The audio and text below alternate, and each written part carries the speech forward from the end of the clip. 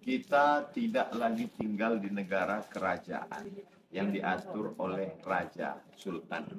Kita sekarang mesti bangun, pandang terang, betul-betul terjaga dari tidur panjang. Kita tinggal di negara kesatuan Republik Indonesia. Semua keputusan berdasarkan keputusan politik. Politik yang kita pakai demokrasi. Dalam dunia demokrasi, suara yang terbanyak itulah yang akan dilaksanakan. Jadi kalau yang banyak itu 10 orang, yang ngajak sholat 1 orang, hayya 'alas sholah. Yang 9, ayo main bola. Yang main bola itulah yang menang. Maka sebagai orang daya, sebagai orang pesantren, sebagai orang yang ingin ada nilai syariat dalam kanun, dalam undang-undang, dalam perda, maka dia menyalurkannya di mana? Saya tausiah, ceramah, khutbah. Betul, bagus. Tapi kalau saya mengatakan innamal khamru khamar wal maisir judi wal ansab menyembelih binatang untuk berhala wal azlam mengundi nasib rijsun najis min amali syaitan, perbuatan setan, jauhi, hindari. Selesai sholat Jumat, selesai ceramah, bubar.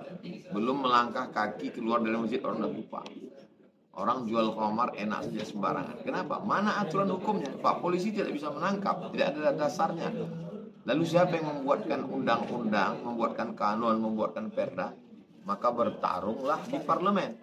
Alhamdulillah, kabar gembira untuk masyarakat Nangro Aceh Darussalam yang cinta kepada syariat Islam, yang cinta kepada daya, yang cinta kepada Tengku, yang cinta kepada Abu Abi, salurkan suaranya melalui Partai Adil Sejahtera PAS Aceh. Betul Tengku? Betul. Yang sudah lulus verifikasi. Yang nomornya nomor cantik, nomor 22, nomor 22. Maka kita salurkan sebagai warga masyarakat yang baik. Jangan sampai susu punya kambing tapi diambil oleh sapi. Susu sapi padahal punya kambing. Suaranya suara kita tapi dipakai orang lain. Otaknya otak kita tapi dipakai orang lain.